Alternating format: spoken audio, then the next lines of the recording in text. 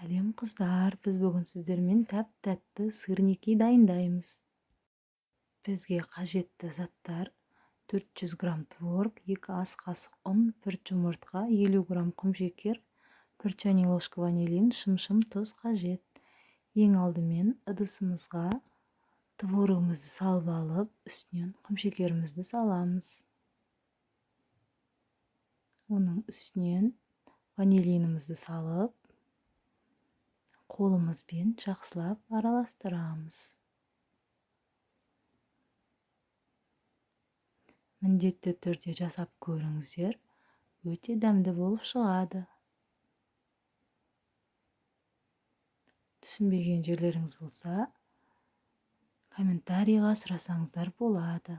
Үстінен жұмыртқамызды саламыз, оның үстінен ұнымызды салып, қолымызбен араластырамыз. Осындай болып шығады. Енді біз сырникіміздің формаларын жасаймыз.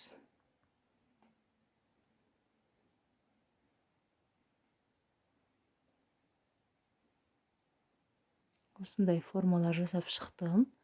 Енді қызып тұрған табамызға майымызды құямыз. Үстінен сырниктерімізді орналастырамыз. Осылай барлық сырниктерімізді орналастырып шығамыз.